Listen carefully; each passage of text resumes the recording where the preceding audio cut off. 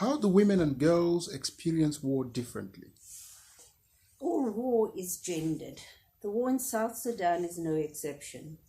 Indeed, I think it illustrates that women and girls bear the brunt of the atrocities committed by men in their struggle for power.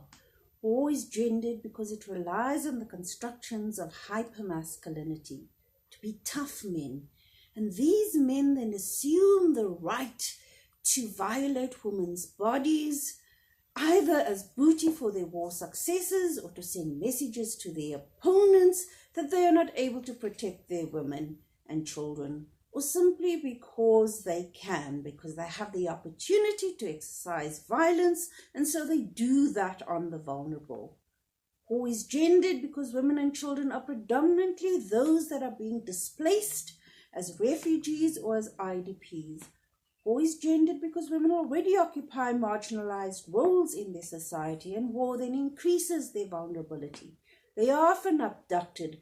They are often forced into slavery or into forced marriages. They are vulnerable in these contexts. War is gendered because we do not look at the psychological effects of war on men. We assume that this comes naturally to them. Both genders are affected, but they are affected differently. War is bad for everybody, except for those who do not fight in the trenches and yet reap the benefits of the corridors of power. What is the importance of allowing women to speak up and participate? Women in Africa have won the right to representation. It is enshrined in our continental frameworks and in our own national constitutions, but that right has not successfully been translated into practices. Women still remain excluded from decision-making and from peace processes. We cannot bring peace to a society where women have been excluded from this peace processes. Women constitute half of the population. Their needs have to be taken into account.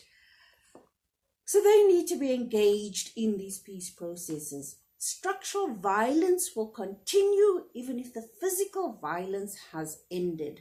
Women have the right to be included in decision-making processes about their future. If women miss the opportunity during the peace process, it is unlikely that we're going to see gender equality emerge in that particular society. What is women's role in transitional justice, and is there a need for accountability? Well, we have to ensure that impunity does not occur, that men do not forgive each other for the violations that they have committed on women's bodies.